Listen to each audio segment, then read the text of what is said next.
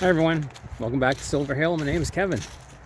Last night I watched this movie and my wife fell asleep, which is understandable, but because it was kind of a cerebral, one of those heady kinds of movies.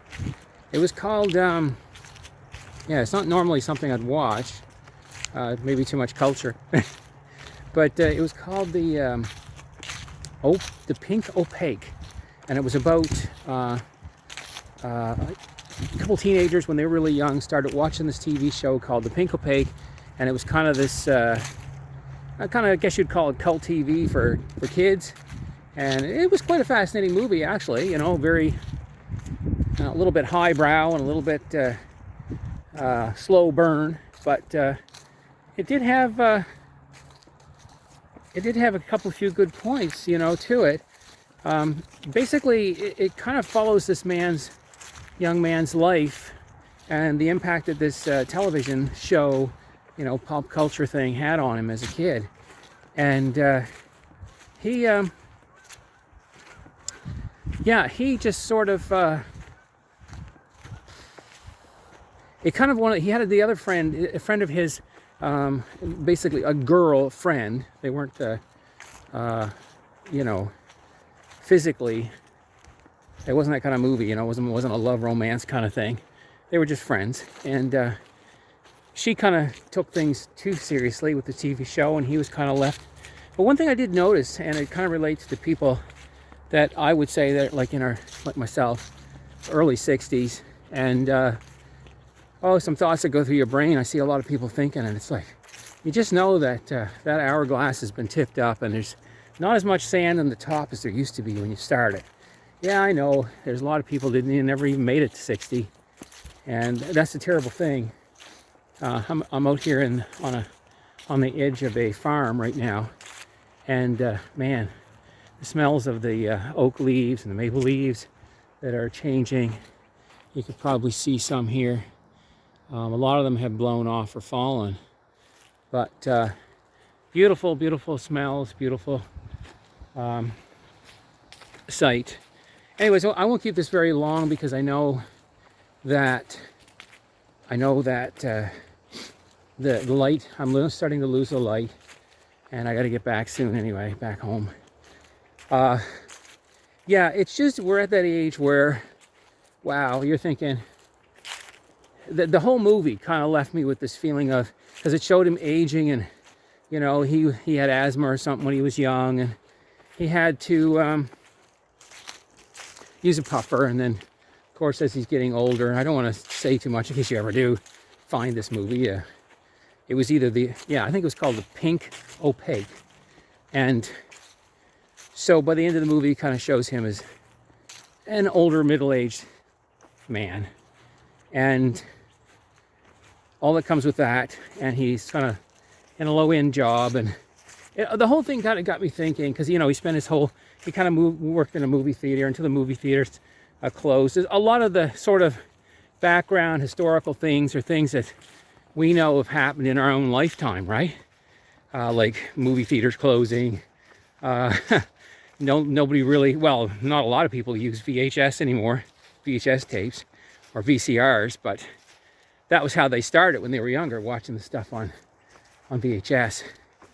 Anyway, it just got me thinking, and I thought, gee, I'm not going to sleep very well tonight, because you start thinking about yourself as when you were young, and the thoughts, I still have them, and maybe you do too. Let me know in the comments.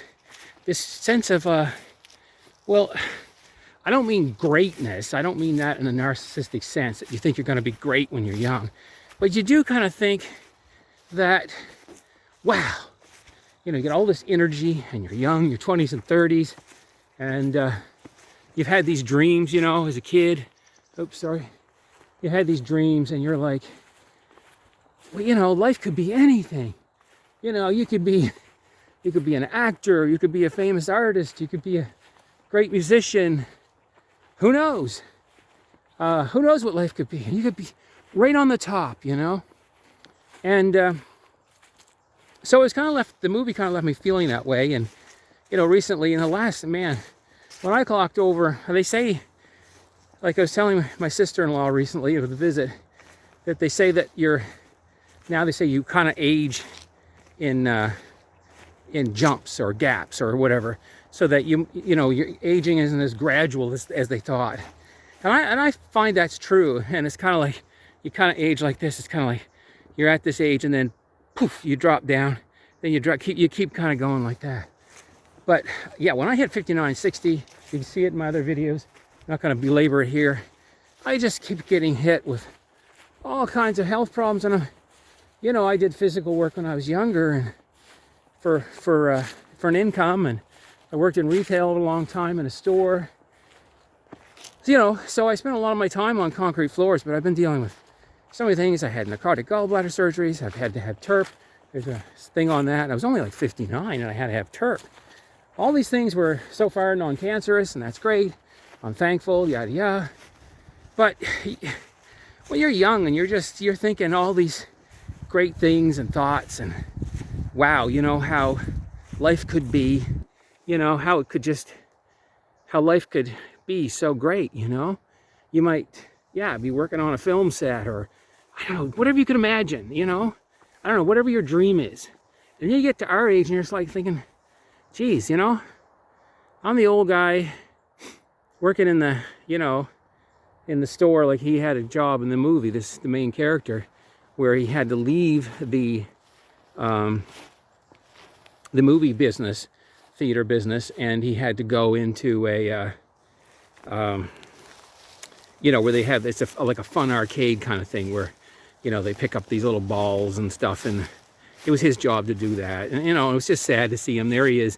I guess it's a bit of a spoiler here, but he's kind of like wheezing and having these attacks, and, you know, and compared to when he was young and had all that imagination, you know, it just, I know, it's still within me. They say that the young boy, the boy inside the man, I guess they say, is still with you. And, hey, take a look at these sunflowers. Aren't they beautiful?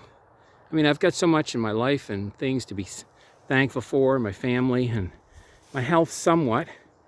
But I am looking at yet another surgery. It looks like there's something going on down below. And yeah, and just, you know, I've had colonoscopies. And there was 1 year where I was in and out. Like I was under, within a space of 2 years, you know, under anesthesia, I would say 1, 2, 3, possibly 4 times, like within 2 years. And I got to the point where I started having like PTSD about going up to the bed and falling asleep, because I don't know, it was just starting to freak me out. This idea of sort of shutting off for a few hours, you know, shutting down. So anyway, the point of this video is, I did later is to say that if you're 60 and you have something you want to do, I know money and your personal circumstances, who you're looking after, maybe you're looking after a parent, an aged parent, or maybe you've got a child that you're looking after, but there's so many things that you could have been, and you're left with this feeling, oh man, the glass is almost empty. However, I won't leave you on that note. I got to thinking differently the next day, because I think the point of a good show is to get you to think away, and then the next time, or a good book or whatever, and then you can kind of, your mind gets a little bit elastic and it can kind of come back to the center a bit. Like it's okay to be stretched, but then you'll come back a little bit to the center.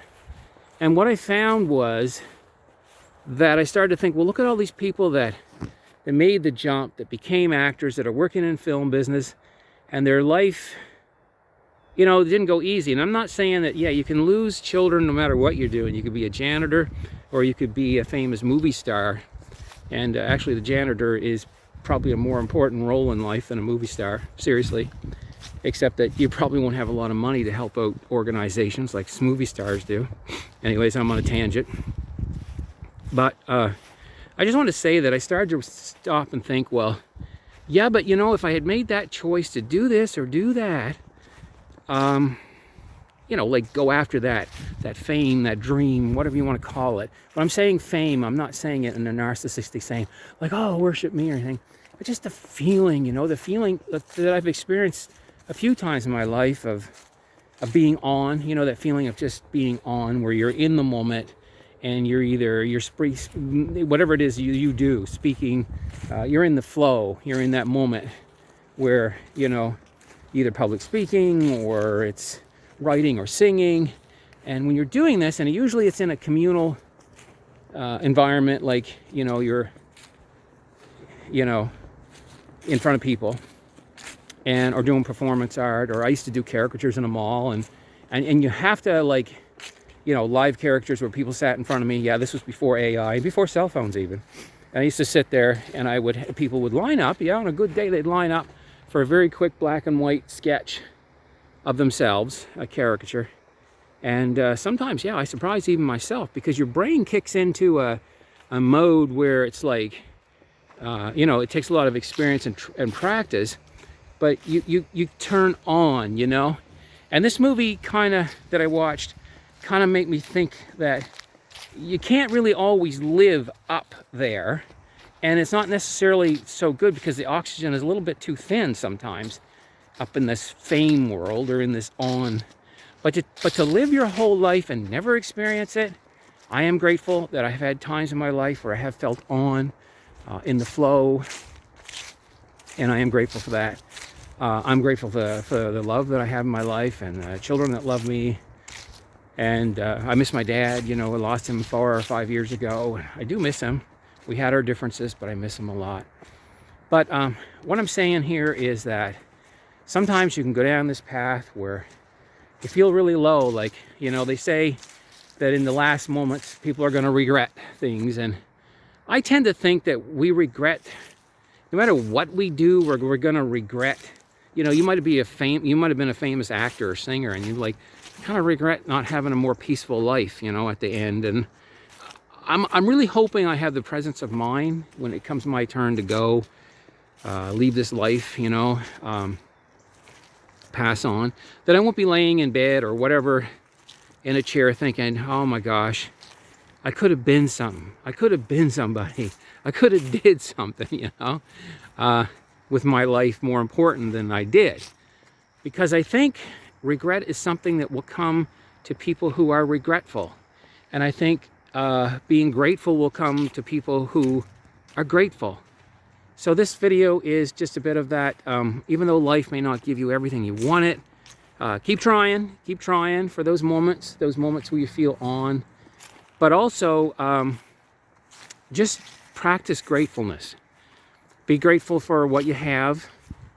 You know, keep going after what you don't have, what you need. But take time to think of those moments, because none of us wants to be stuck those last moments of our life thinking, you know, I regret everything. Please don't do that. Please, right now, take the time, as soon as this video is over, or right now, and put them in the comments, anything you're grateful for, and that your life has shown you, and that you're glad that you had a moment here to walk under the sun, under the stars, to be thankful for whatever it is. Okay, guys, we'll see you in the next one. Bye.